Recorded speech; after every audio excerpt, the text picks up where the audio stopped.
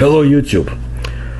Giant serpents of the deserts in Africa and Arabia, or dragons. History has provided us with scant information, but still enough to make us curious whether they still exist and what they truly were, those cryptids. Ancient Egyptian tales of flying snakes captured the curiosity of the Greek historian Herodotus, who lived around 460 BC, and whom I mentioned in my other videos. These winged dracontes were said to live under the boswellia, or frankincense, trees in the Arab desert. Together the incense, the Arabs or the Arabians burned styrax, resin of the liquidambar tree, because the smoke drove the winged snakes away. Herodotus described the flying reptiles as small, with multi-colored markings shaped like a water snake, but with wing-like membranes, like bat wings, while in some places they were described also as big. The Arabs told Herodotus that these creatures would be a plague upon the earth, except for two reasons. In the first place, the violence of their reproductive life ensured that their population remained small. Not only does the female kill the male during mating by biting clean to his neck, but the females give birth to the live young ones instead of laying eggs like other serpents. And these young are so basically vicious that they are born by eating their way out of the womb and thus killing their mother. The other reason was that when the winged snakes fly east from the desert towards Egypt in the spring, they travel through a mountain pass where ibis birds gobble them up. Entirely jet black with legs like a crane and a very hooked beak, these birds, according to Herodotus, they ate their size of a Greek rex. I'm not sure what he's referring to. He also added this. I went to try to get more information about the flying snakes in the vicinity of Butos in Arabia. Herodotus was shown narrow mountain paths leading to a broad plain, which joins the plain of Egypt, and there he marveled at the heap of skeletons and spines in incalculable numbers. Some skeletons were large, others smaller, and others smaller still. Well, these passages are quite cryptic in Herodotus' writings. Cryptozoologists, historians, classicists have long puzzled over what Herodotus actually observed and when he observed it. Were there any germs of truth in the accounts of his accounts of the Egyptian stories? Well, there used to be Butos, an ancient city on the eastern Nile Delta at the edge of the Arabian Desert, Sinai Peninsula. But let's move through the centuries to the times of the Punic Wars. Punic Wars, also called the Carthaginian Wars, from 264 to 146 BC. It was a series of three wars between the Roman Republic and the Carthaginian Punic Empire, resulting in the destruction of Carthage, or Carthagena, the enslavement of its population, and the Roman hegemony over the western Mediterranean. When the Romans decided to invade Africa in 256 BC to bring an end to their war with Carthage, they encountered a non-human adversary, a very powerful opponent. This was the age of the First Punic War that had been waged basically for 8 years. The battlefield stretched across Sicily, and the water surrounded the island, with special operations, attack, sabotage, and confrontations that basically reached the coast of Italy near Rome. To defeat Carthage, the Romans mounted an invasion of North Africa. It was a bold move, and the commander of the expedition to Libya was Consul Marcus Attalus Regulus. But he was a brave man. But the Romans failed. The invasion was not successful. It culminated in the Battle of Tunis, or the Battle of Bagradas, in 255. And the result was the destruction of the Regulus army. And that army consisted of 15,000 infantry and 500 cavalry. But only at the end, 2,000 escaped.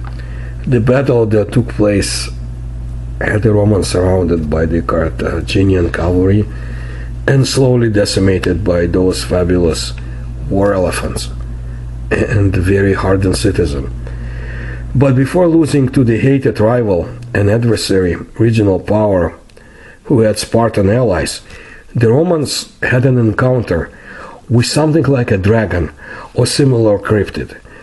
If we were to make a movie today with special effects, you would see something incredible.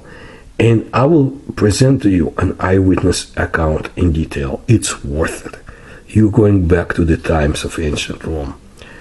But let me start here. Consul Marcus Atilius Regulus and his army had landed on Cape Bon, the promontory which extended from just south of Carthage in a northeasterly direction, pointing towards Sicily. From there they marched towards Carthage, which took them through the enemy territory, harsh land and harsh people. It also forced them to march across the river Bagradas. That's the modern Bagradas River.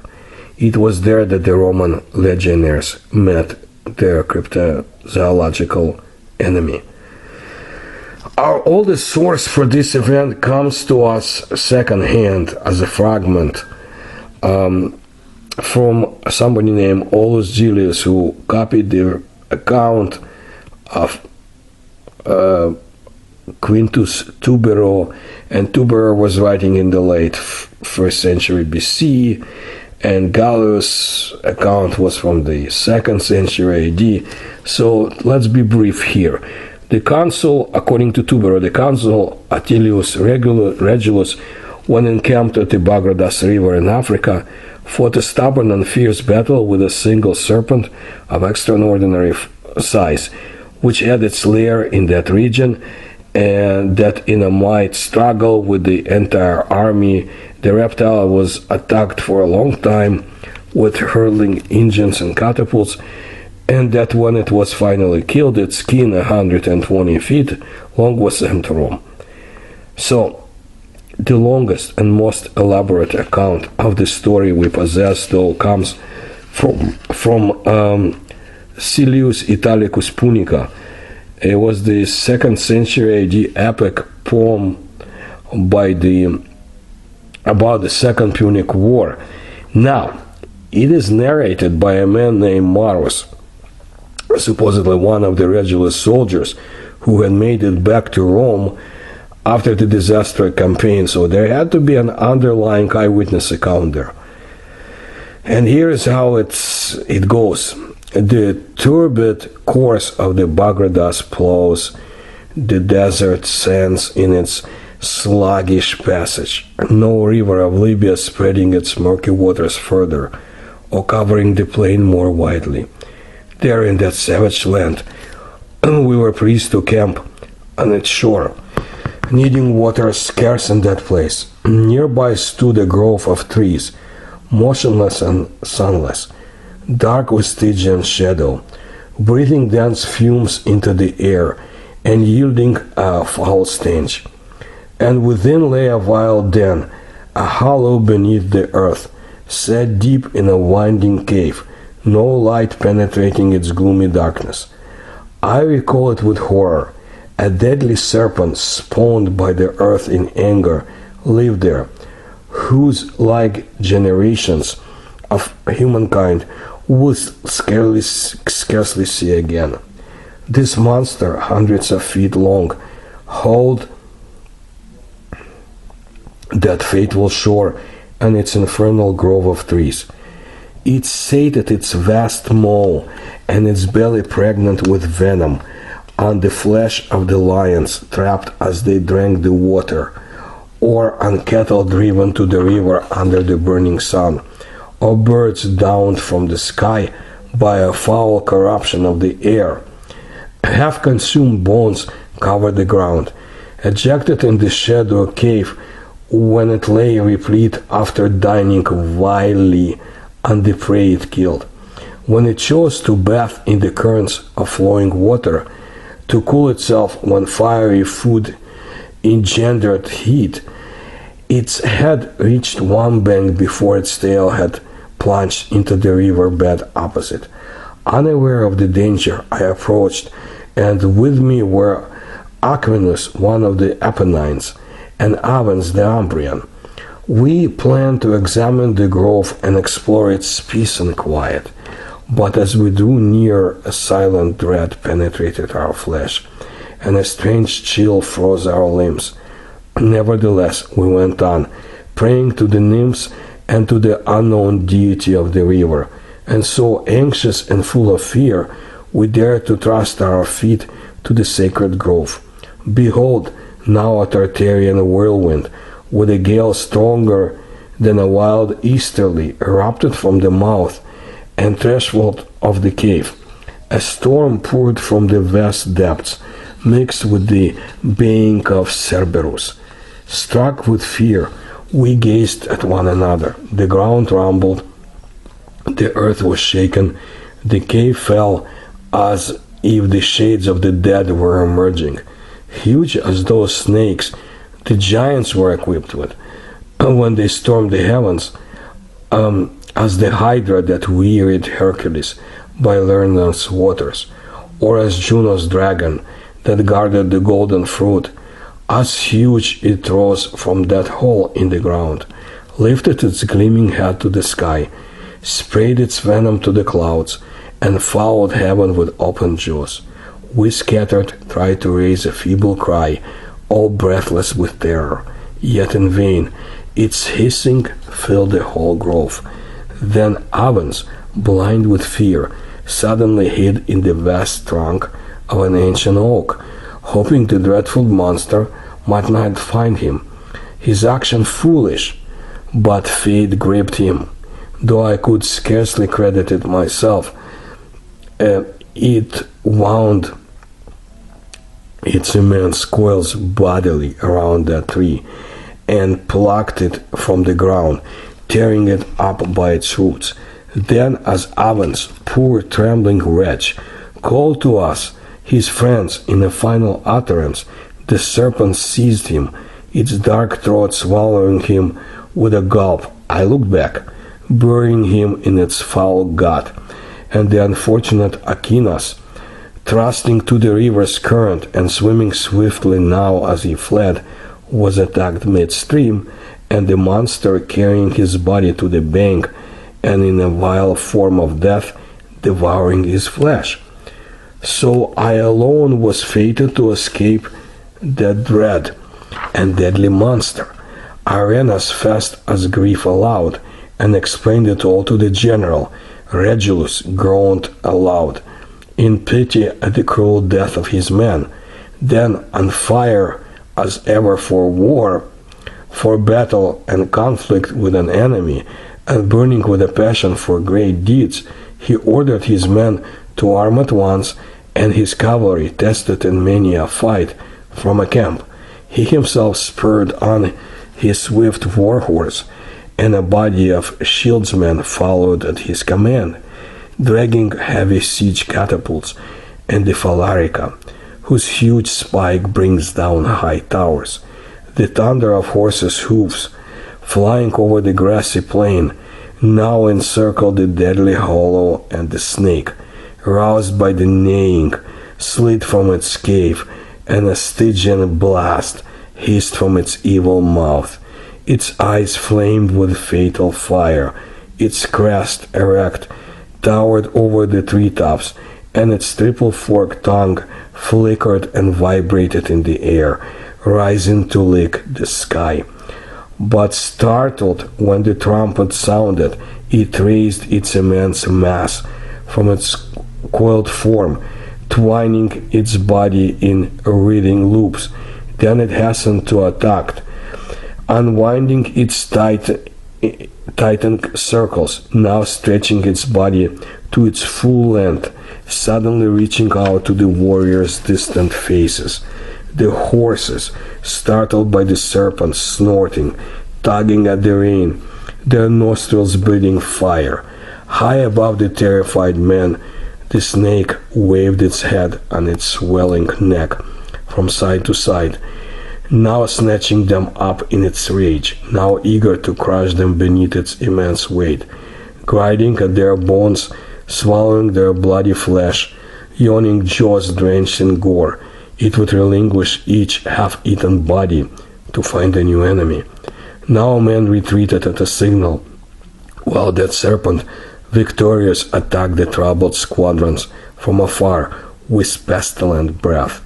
But Regulus quickly recalled the warriors to battle, inspiring them with his words. Shall men of Italy, retreating before this serpent, admit that Rome cannot match such Libyan snakes? If its breath robs you of all strength, if your courage melts away at the sight of its open jaws, I will advance boldly, tackling the monster single-handed. So he shouted, unafraid, sending his spear like lightning, hurtling through the air. It sped on, doing its worst with greater effect due to the fierceness of the creature's lunge, its point striking the monster squarely in the head, lodging there, quivering. A cry lifted to the heavens, a sudden clamor of victorious voices rising to the skies above. And now the earth-born serpent was mad with rage, impatient of defeat and new to pain, and feeling the steel for the first time in all its long years. Its swift attack, driven by torment, might have succeeded had not Regulus, using all his skills at horsemanship, wheeled his mount, eluding the threat. Then, as the snake flexed its sinuous back so as to follow the steed in its action, he tugged with his left hand at the rein and escaped. Now, I did not stand there motionless, a spectator of the action. My lance was the second to transfix that monster's body, its triple forked tongue often flickering over the rump of Regulus' tired steed. I threw my spear, swiftly turning the serpent's savage assault against myself. The men followed my example, vying to hurl their missiles, shifting the snake's anger from one to another until it was halted by a blow from a siege catapult. Then at last its strength was shattered, its damaged spine no longer able to raise its body for attack or lift its head to the sky. We attacked more fiercely, and soon a huge spike was lodged deep in that monster's gut, swift arrows robbing the creature of its sight. Now the dark chasm of that gaping wound emitted a foul poison from the fierce flesh. Now the tip of the tail was pinned to the ground with showers of missiles and heavy pikes. Yet still the serpent threatened feebly with gaping mouth. At last, with a hissing noise, a bolt hurled from a siege engine shattered its head, and the body, stretched far along the river bank, lay still, a livid, venomous vapor escaping its mouth. Then a mournful groan erupted from the flood, spreading through its depths. On the instant, cave and grove yielded sounds of tears, echoed by the banks. Ah, how savage were our losses! How dearly we had yet to pay for that sorry fight! How great our suffering, though what retribution we had yet to witness! Nor were the prophets of doom silent, warning that as we had laid impious hands on the servants of the Naiads, that sisterhood dwelling in the tepid Bagradas waters, trouble for us must follow. It was then that your father Regulus gave me his lance, this lance, in tribute and reward for dealing the second blow. This, Serranus, was first to draw blood from the sacred snake.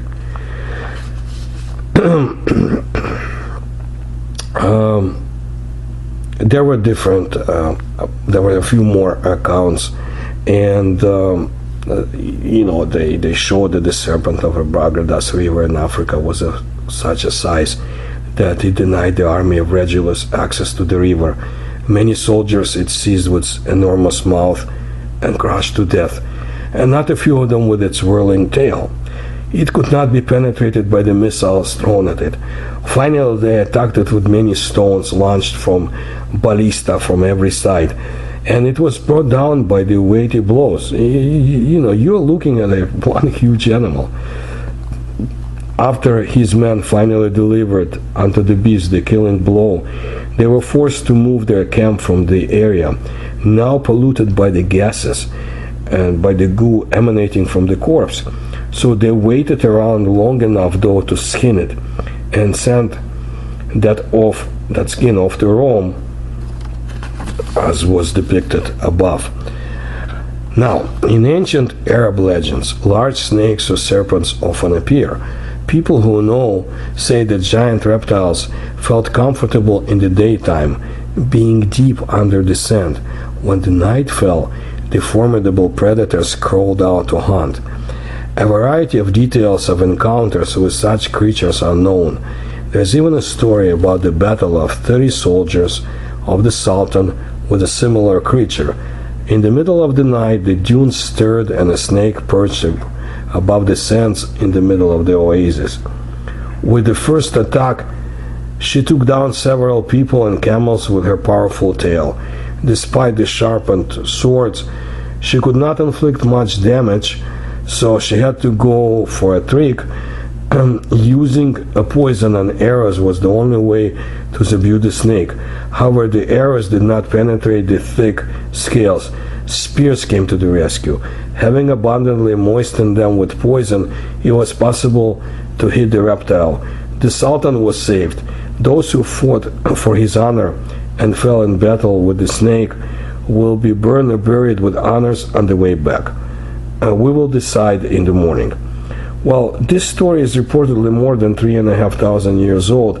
It's hard to place it in accurate historical perspective, though. Were the storytellers referring to some pharaoh and his armies? They called it Sultan. It looks like more like a pharaoh. The translation is somewhat loose, but the meaning is caught in any case. What kind of huge creature can live in harsh deserts? Where does it get food to feed itself?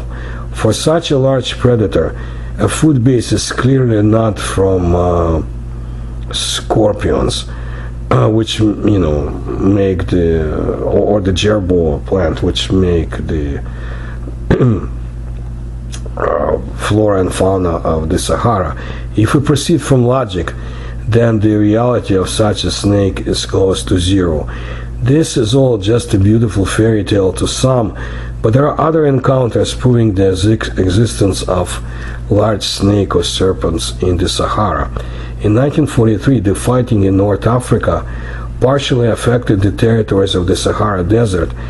During the so-called Third Allied Offensive, the French commander Marie-Pierre Koning was informed about a large snake that had been shot. The fact is that a giant reptile crawled out onto the road, blocking the passage of equipment, and it was decided to destroy it. To free the highway, they had to tie the corpse of the creature to the Gendron armored car, and only then they managed to drive on. It can be assumed what size the snake was, since it had to suffer so much to free the passage. In 1966, during the construction of a dam in Morocco, a large underground snake reportedly was caught using the excavator bucket. The monster turned out to be almost 12 meters long, and there were reddish growth on its head, like the legendary basilisk. At the same time, the snake's material was sent to Paris and Rome for examination. Well, according to experts, it belonged to an unknown reptile. Think about it. If only they had the remains of that ancient serpent sent to Rome, by Rome's legionnaires during the Punic War, and it could be compared, but they didn't have laboratories at the time of the Roman Empire. In 1973 in Algeria, a large snake devoured the cattle of local Bedouins, and the nomads were afraid to go out into the desert for fear of being killed by a giant reptile. Regular troops came to the rescue and with the help of a machine gun shot the predator who had gone hunting. It turned out to be a 19 meters long snake hunting camels. Well, there is evidence of such encounters, not a lot, but some. Most likely all of them did not appear from scratch. However, it is difficult to imagine a 10 to 20 meter snake feeding on the inhabitants of the desert. Most likely it only occasionally crawls into the Sahara.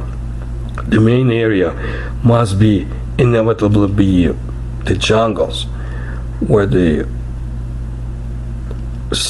environment allows such giants to feed, and there is enough food to do so. Famous serpentologist, researcher Bron Lassie from the Anaconda Nursery in Brazil stated that large reptiles could have survived to the present day. Of course, for this they need certain conditions, first of all, a food base. But it is known that snakes can go on without food for up to 6 months. So, given this, huge reptiles probably live near the Sahara or some other deserts. And I'll tell you in the future stories from the Gobi Desert, as I have before on some other occasions, for some other reasons, and of course Central Asia. I appreciate your attention to my work. If you can help my research, you will find the links in the description to this video. Please like my channel, my videos, and I will speak to you as soon as I can again. Thank you.